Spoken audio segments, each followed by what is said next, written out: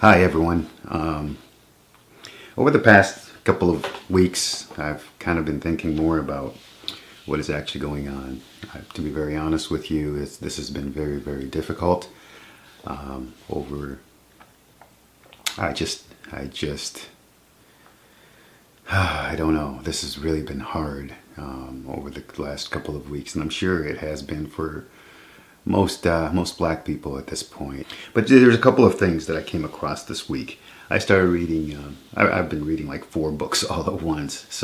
But there's a couple of things. I'm just going to go over a couple of things that I found that were very, very useful. One of the things I was reading about was 7 Habits of Highly Effective People by Stephen Covey. I think it's a very popular book. Most of you, well, a lot of people probably already know it. It's more business minded. It deals with corporations and how do you handle your staff and that type of thing. But there were a couple of things that I got out of there, not necessarily in the business field, but having to deal with this particular issue. One of the quotes that I really liked in that book is when he says, "What you are shouts so loudly in my ears, I cannot hear what you say." And this, we need to honestly ask this question. And I'm not condemning anybody. I'm just saying we need to ask the question. Are our actions really portraying our Bible verses, so to speak, or what we say, or what we speak, or what do we really stand up for justice when we say all of these things? Because we're good at quoting Bible verses and stuff, but are we really good at living what it is that we profess to hold dear? So, that's a question that I ask myself too. Admission of ignorance is often the first step to our education. Okay? So first of all, in order for me to learn anything new, I have to say, you know what? I don't know. And just by that, I begin to educate myself about any particular issue.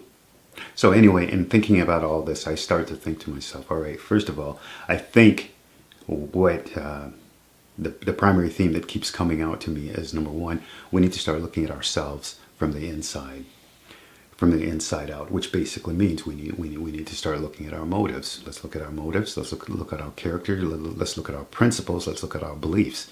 All right. Now, the way that we act, or the way that we behave, is that really pushing the narrative of what our paradigm really is, or are we open enough to say, you know what? Well, I'm ignorant about this particular issue, and I need to learn more about this issue, and not just about learning about it, but also changing yourself. So really, for me, I'm looking at myself and I'm going, okay, well, what can I do to change the situation?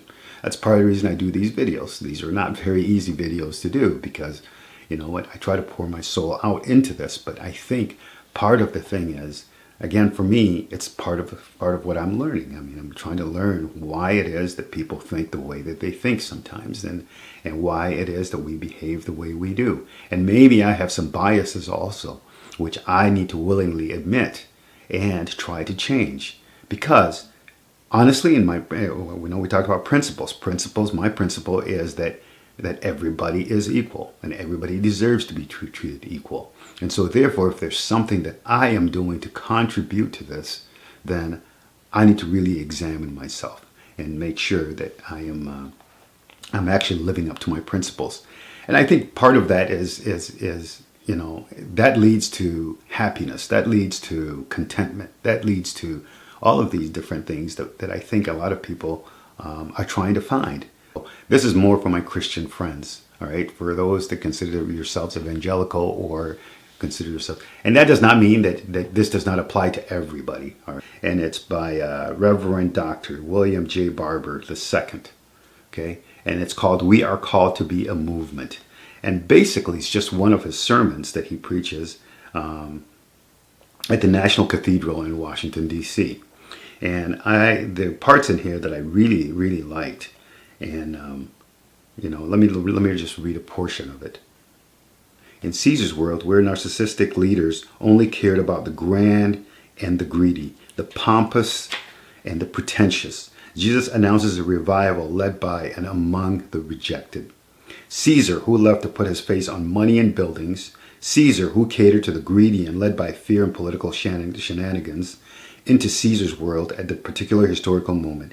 Jesus announced prophetically that we are called to be a movement led by and with the poor. We are called to be a movement. I quote, "The context in which the psalmist wrote and Jesus preached was one of politics rooted in greed and not grace. A politics rooted in lust and not love. Both Jesus and the psalmist spoke of the rejected because rejection has been embraced by the narcissistic powers of their day. In the psalmist's day, it was the kings and false prophets of Israel. In Jesus' day, it was Caesar and the paid religionists who promoted an agenda that led to rejection, poverty, brokenness, and communities of the unaccepted. We miss the point of these texts if we don't see that the rejected they speak of were then, as they are now, victims of calculated and callous public policy. The rejected, the poor, the broken, the unaccepted were not in their condition because of their individual moral failings, but because of a society that had decided some people could be overlooked and left behind."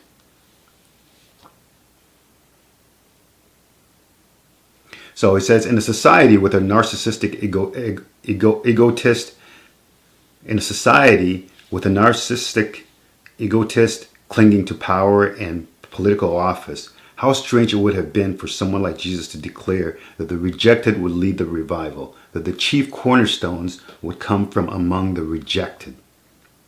How strange in that context for someone to declare, "Blessed are the poor." There's also a part in here where he says, more than 2,000 times in Scripture, the Spirit of God speaks about how the rejected and their allies in the faith must prophetically challenge religious and political institutions. It is one of the most consistent themes throughout the Bible. Woe to those who make unjust laws and to those who issue oppressive decrees to deprive the poor of their rights and withhold justice from the oppressed of my people.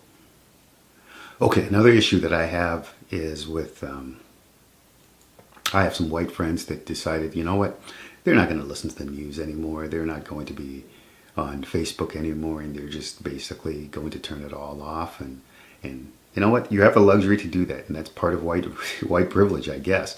You can turn that stuff off, and you know, because indirectly it doesn't have, you know, the way they view it is, you know what can I do about it, and what can you know, it's not my problem, so to speak. Okay, and you know what, I'm talking about my evangelical friends. A lot of them are like that. They just turn it all off. They don't want to talk about it. They don't want to see it. They don't want to do anything about it. They don't see, you know what, it stresses me out, so therefore I'm not going to pay attention to the particular issue. Okay, and this stuff keeps perpetuating itself, and we just keep going. So I don't know how you can say, you know, you can just turn it off.